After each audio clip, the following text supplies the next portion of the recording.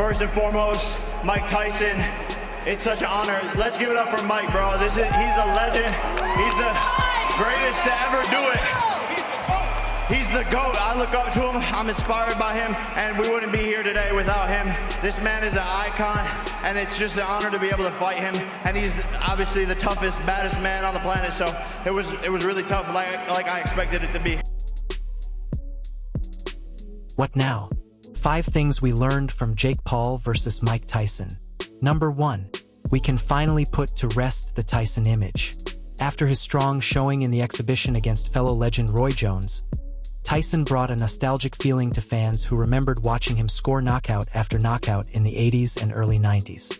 Carrying that excitement into this event, Tyson actually had fans convinced that not only would he dispatch of Paul, but that he could actually compete with present-day heavyweight contenders. After an actual decent first round, Tyson looked eager to score another highlight reel KO, but at 58 years of age his legs are simply gone, and at the end of the day he looked like a 58-year-old man, and rightfully so. Tyson's legacy was set as a young man, and even Jake Paul, nor time can take that away. Number 2. There needs to be a senior division. One of the most apparent things we could tell you before the fight even occurred was that the age difference was too great between Tyson and Paul. On the PGA Tour, there's a seniors tour in a sport where no one can be hurt by other golfers.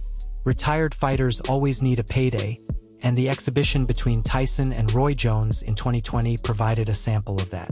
Whatever rules that would need to be applied, whether it's 1-minute rounds, 16-ounce gloves, and strict medical testing, a separate senior division could provide the legends of yesterday an opportunity to earn money against each other, not a 27-year-old looking for big names of the past to artificially boost his profile.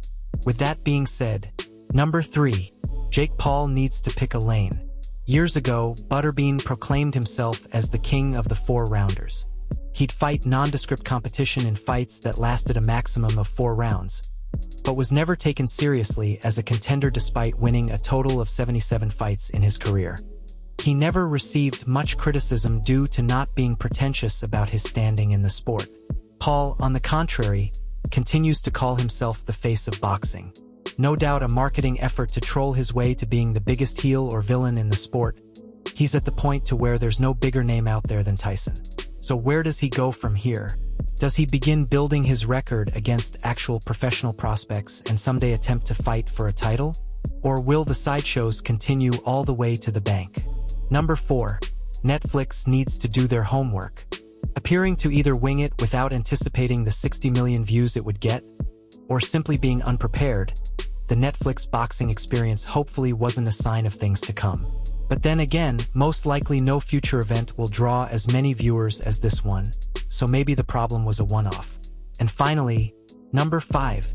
Amanda Serrano versus Katie Taylor is tops. Female boxing's greatest rivalry drew the loudest ovations and responses of the night. With both boxers being paid over $3 million apiece, they earned every penny. With Taylor officially winning both bouts despite the controversy, some have mentioned a third bout. Whether it happens or not, these two brave warriors have probably shortened each other's careers, so it's good to see that they were paid well. They deserve not only the money, but the respect they have earned not only for the weekend's efforts, but for their entire careers.